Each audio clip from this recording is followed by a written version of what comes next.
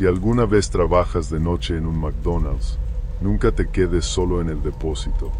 Si escuchas un juguete caer, sal de ahí. Y si ves ketchup formando palabras en las mesas, reza por tu vida. Esa fue la advertencia que me dieron el día en que acepté el turno nocturno en el McDonald's de Tijuana. Pensé que era una broma, un intento barato de asustar al nuevo. Pero si algo aprendí en estas noches interminables es que no todos los cuentos de terror son ficción. Algunos son advertencias disfrazadas de historias. Mi nombre es Diego y tengo 24 años. Nunca fui bueno en la escuela, y mi sueño de ser músico se desmoronó cuando tuve que dejar de tocar para cuidar a mi hermana pequeña, Sophie, después de la muerte de nuestros padres. La vida me empujó a buscar un trabajo que pagara las cuentas, y así terminé en este McDonald's 24 horas, lleno de luces fluorescentes y olor a papas fritas rancias.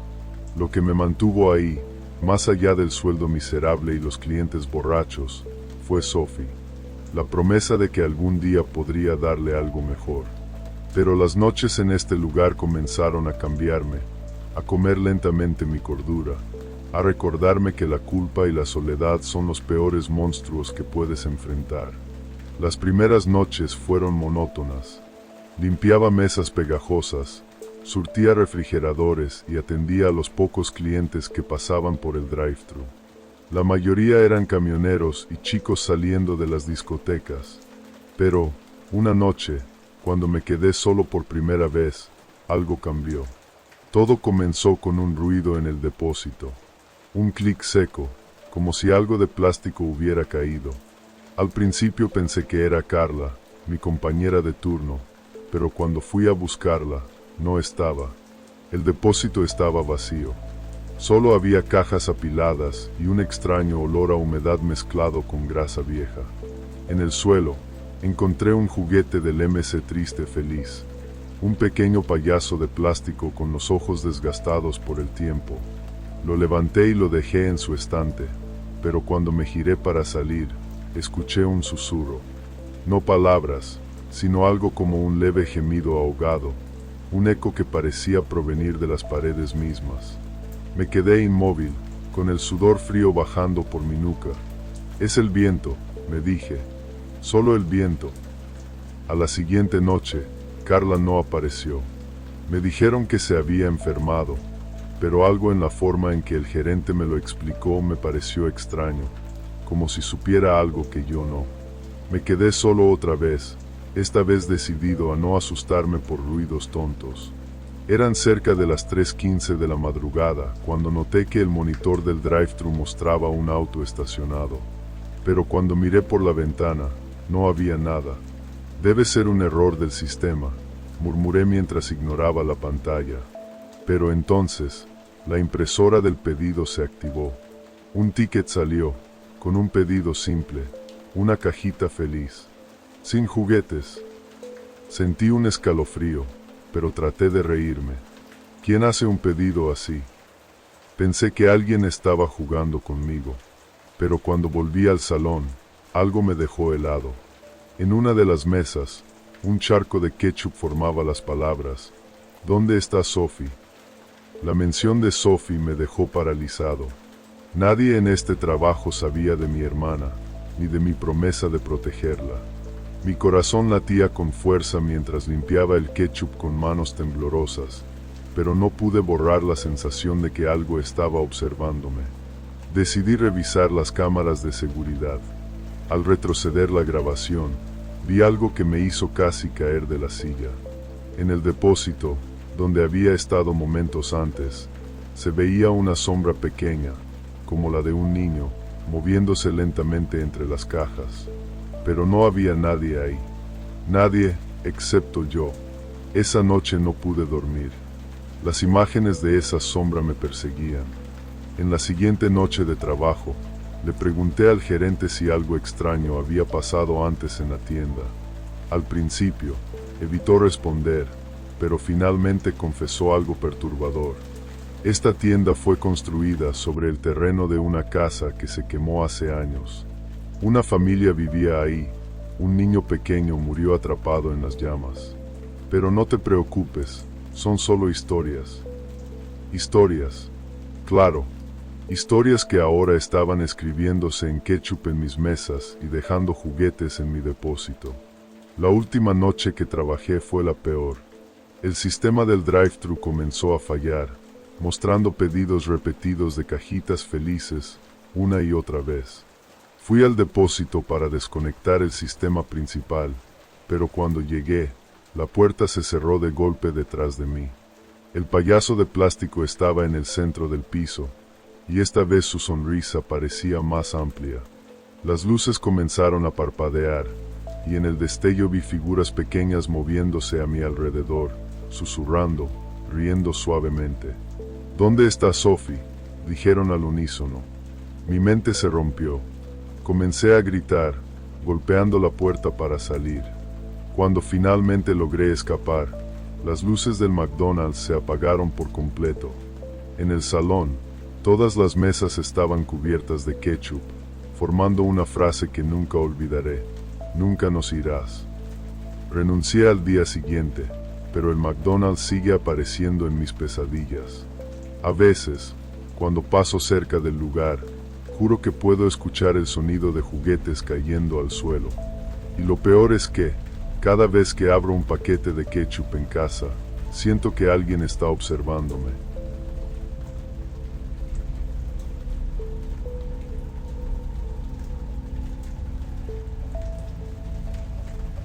Era una madrugada tranquila en la carretera 307, cuando la radio comenzó a transmitir una estación que no existía. Debería haberla apagado, pero ahora sé que ya era demasiado tarde.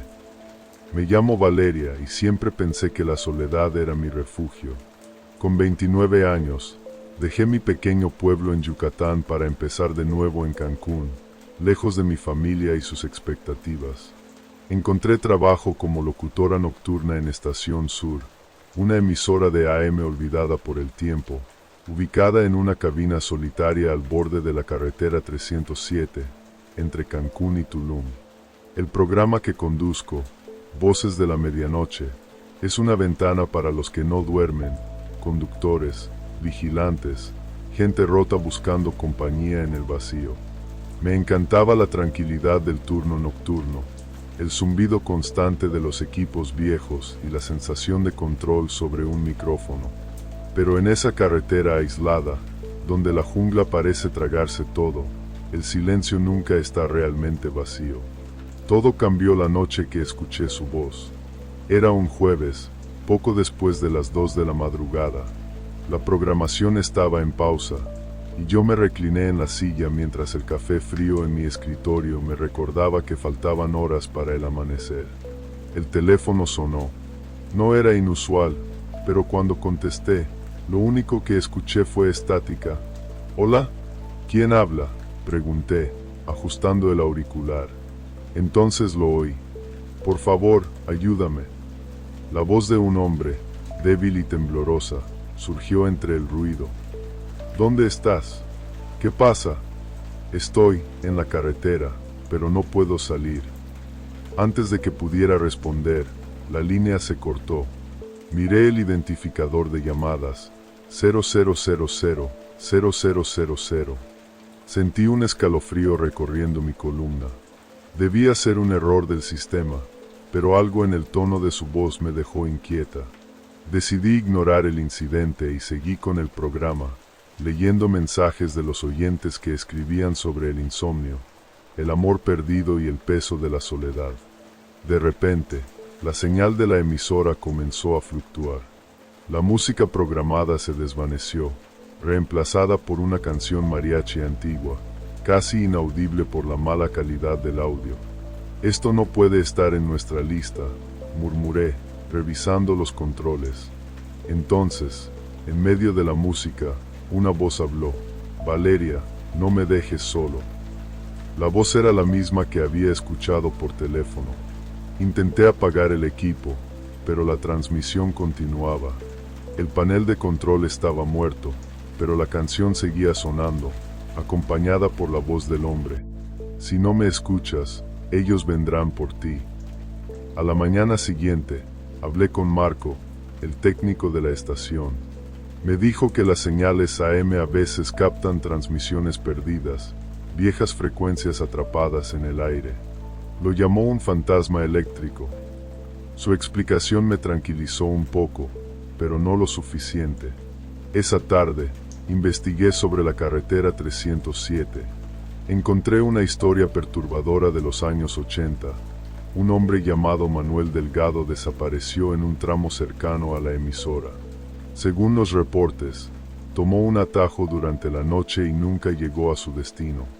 Su coche jamás fue encontrado, pero los lugareños decían que aún se podía escuchar su voz en las radios de la zona, pidiendo ayuda. Esa noche regresé a la estación con una mezcla de miedo y curiosidad. Todo estaba en silencio hasta las 3 de la madrugada, cuando el teléfono volvió a sonar. Valeria. Era él. Esta vez su voz era más clara. Necesito que vengas, estoy en el kilómetro 74, antes de que ellos lleguen.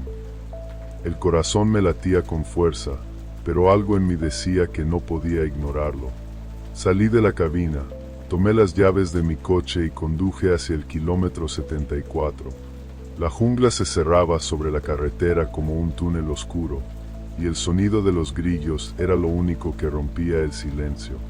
Mi mente repetía las palabras del hombre, antes de que ellos lleguen. Cuando llegué al kilómetro indicado, vi un coche abandonado al borde de la carretera. Era un modelo viejo, cubierto de musgo y ramas. Me acerqué con mi linterna y noté que el panel del coche seguía encendido. La misma canción mariachi resonaba desde el interior. Dentro del coche, encontré una billetera de cuero desgastada. Al abrirla, vi una identificación, Manuel Delgado. Mis manos temblaron al sostenerla. De repente, sentí un frío intenso y el aire pareció volverse pesado. Una figura apareció frente a mí, un hombre pálido, con ojos llenos de desesperación. «Debes irte, ellos ya vienen», dijo, señalando hacia la carretera. Miré en la dirección que indicaba y vi sombras alargadas moviéndose entre los árboles, acercándose rápidamente. Corrí hacia mi coche, encendí el motor y aceleré, dejando atrás el coche de Manuel y las figuras que ahora cubrían la carretera como una marea oscura. Regresé a la estación temblando. La billetera de Manuel había desaparecido, y cuando revisé las grabaciones de la noche, solo había estática. Nadie creyó mi historia. Marco bromeó diciendo que había trabajado demasiado y necesitaba un descanso. Aún trabajo en Estación Sur, pero nunca más conduje por la carretera 307. Algunas noches, mientras leo mensajes al aire, la música mariachi interrumpe la señal por unos segundos. Siempre es la misma canción, y en esos momentos, escucho la voz de Manuel susurrando: «Ellos no te dejarán».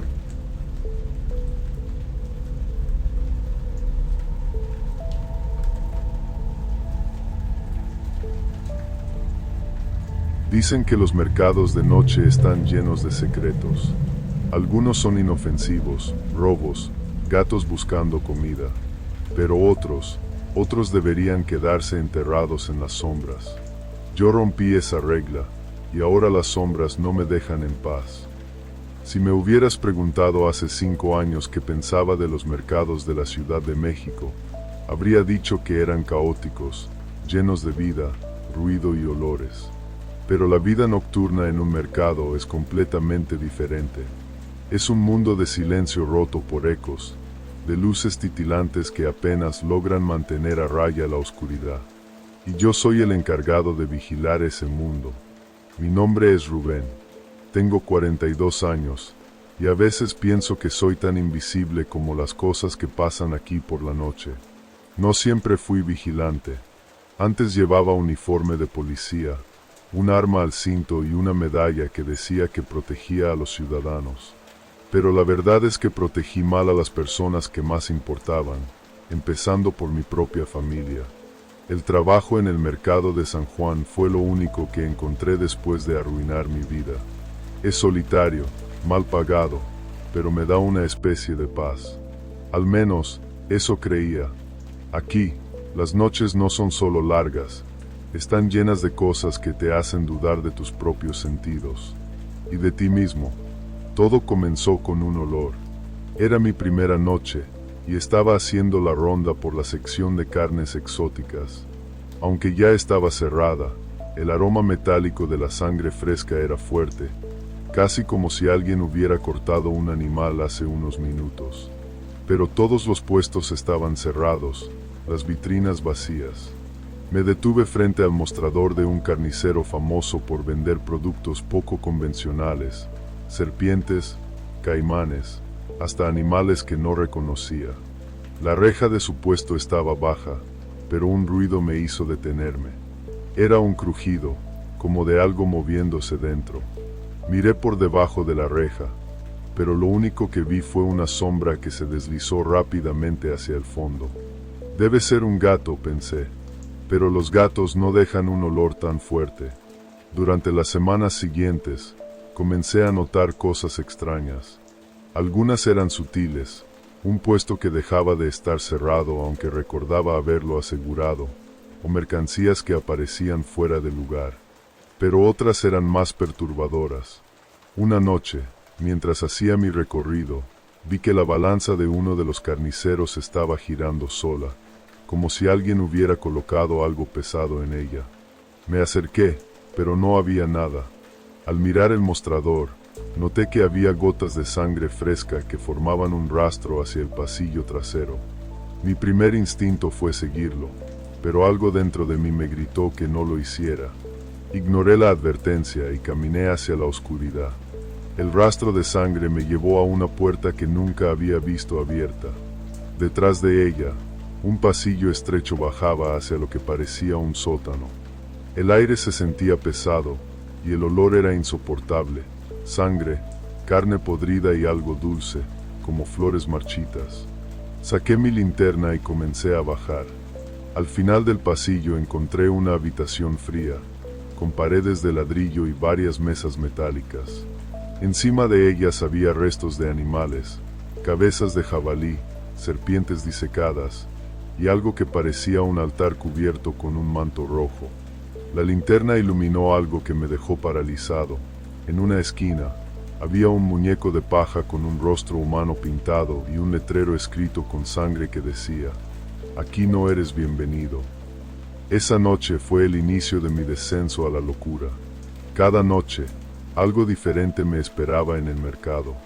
Escuchaba pasos detrás de mí, pero nunca veía a nadie. Las luces titilaban en sincronía con los susurros que llenaban el aire. Y en más de una ocasión, al revisar las cámaras de seguridad, vi figuras que se movían entre los puestos. Figuras que no eran humanas.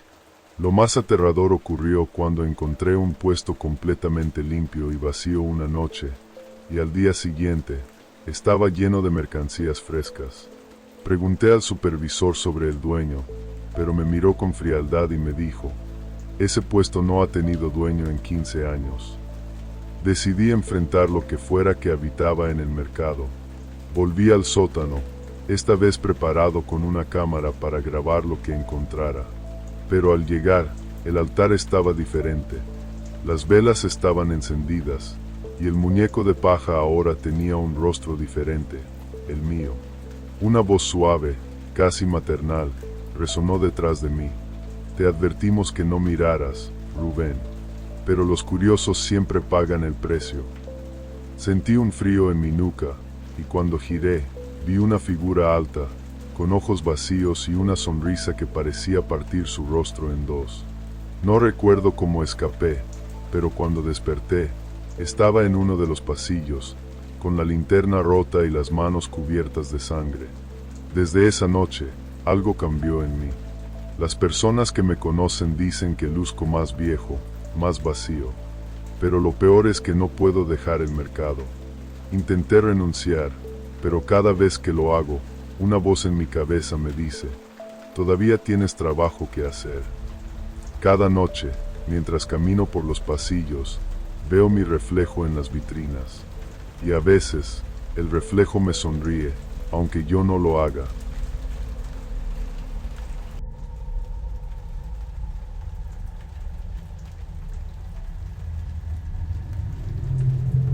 esta tienda, las sombras no son solo el juego de la luz. Son recuerdos que se mueven, figuras que esperan, y te advierto, nunca sigas la tela roja. Nunca. Me llamo Leticia y llevo trabajando en Casa de las Telas por más de 5 años. La tienda es un ícono en el centro de Guadalajara, conocida por sus telas de alta calidad, vestidos de novia y bordados artesanales. Durante el día, el lugar es un hervidero de costureras, novias emocionadas y diseñadores que buscan los materiales perfectos. Pero en la noche, cuando las luces fluorescentes parpadean y el silencio se apodera del lugar, la tienda se convierte en algo diferente. Algo frío, algo vivo. Yo acepté el turno nocturno hace 2 años. Parecía un buen trato, pocas distracciones, clientes inexistentes y tiempo suficiente para organizar el inventario. Pero la verdad es que también acepté por otro motivo. Necesitaba el dinero. Después del divorcio y con una hija pequeña a la que criar sola, no tenía muchas opciones. Lo que no sabía es que, al quedarme sola entre estas paredes, terminaría enfrentando algo que me obligaría a cuestionar mi propia cordura. Mi primera noche fue tranquila, al principio. Recorrí los pasillos revisando los inventarios, ajustando los rollos de tela en los estantes. El olor familiar de algodón, lino y terciopelo llenaba el aire, mezclado con ese leve aroma a madera vieja que emanaba del suelo de la tienda. Todo parecía normal, hasta que la vi. Una tela de un rojo profundo, casi como sangre seca, sobresalía del estante más alto. Era extraño, porque esa sección estaba reservada para telas blancas y marfil, ideales para vestidos de boda. La bajé para colocarla en su lugar correcto, pero al tocarla, una corriente helada recorrió mi brazo, como si el tejido estuviera vivo. Solo estoy cansada, murmuré para mí misma, pero cuando intenté mover la tela, noté algo más. El rollo era mucho más pesado de lo que debería ser. Lo dejé en su sitio y seguí con mi trabajo, pero esa noche soñé con la tela. En mi sueño, alguien me envolvía con ella, y cuando intentaba gritar, sentía como el tejido me apretaba más fuerte. Las semanas siguientes, las cosas comenzaron a ponerse raras. Siempre era la misma tela roja. No importaba dónde la pusiera, siempre volvía al mismo estante. Una noche, decidí dejarla en el depósito al fondo de la tienda. Cerré la puerta con llave, segura de que no volvería a verla. Pero al día siguiente, al entrar al turno, ahí estaba, esperándome en el mostrador, como si alguien la hubiera puesto deliberadamente. Lo peor no era la tela, eran las sombras. Empezaron como destellos en los rincones de mi visión periférica, como si alguien estuviera moviéndose entre los pasillos. Al principio pensé que era mi mente jugándome una mala pasada, pero una noche, mientras revisaba los estantes, vi una sombra clara cruzando frente a mí. Era alta, delgada, casi humana, pero cuando me acerqué, no había nadie. Intrigada y aterrada, decidí investigar el pasado de la tienda. Pregunté a los empleados más antiguos, pero la mayoría solo se encogía de hombros. Siempre ha sido así, dijo una de las costureras. Hay cosas que no se deben mover en esta tienda, especialmente esa tela roja. Más tarde, encontré un artículo antiguo en la biblioteca municipal. Decía que, en los años 60, una joven llamada Emilia trabajaba en la tienda como costurera. Era conocida por su habilidad para crear vestidos de novia perfectos, pero también por su obsesión con una tela roja que guardaba celosamente. Los rumores decían que la tela pertenecía a su madre, quien había muerto trágicamente en un incendio. Emilia fue encontrada muerta en la tienda una noche, envuelta en la misma tela. Una noche, decidí enfrentar lo que fuera que estuviera pasando. Estaba cansada de sentirme observada, de los susurros que escuchaba cuando caminaba por los pasillos vacíos. Llevé la tela roja al centro de la tienda y comencé a desplegarla sobre una mesa de corte. El material se sentía más frío de lo normal, y mientras lo extendía, noté algo que me heló la sangre, manchas oscuras que parecían huellas de manos. De repente, las luces comenzaron a parpadear, y las sombras que había estado viendo se reunieron alrededor de mí, moviéndose lentamente. Una figura comenzó a tomar forma, una mujer delgada, con el cabello enredado y los ojos hundidos. Era Emilia. Me miró con una expresión de tristeza y señaló la tela. «Debes terminar lo que yo no pude», dijo, su voz apenas un susurro. En la mesa, la tela comenzó a moverse sola, doblándose y cortándose como si manos invisibles estuvieran trabajando. Antes de darme cuenta, un vestido rojo estaba completo frente a mí. Desde esa noche, la tienda ha estado tranquila. La tela roja desapareció y las sombras ya no me persiguen. Pero algo cambió en mí. A veces, mientras organizo los estantes, veo destellos de rojo entre las telas blancas, como si el vestido estuviera observándome desde algún rincón oculto. Lo peor es que ahora sueño con Emilia todas las noches. En mis sueños, lleva el vestido rojo, pero sus ojos están vacíos, como si esperara que yo pague el precio por lo que hice. Si te gustan los relatos de terror como este, forma parte de nuestra comunidad.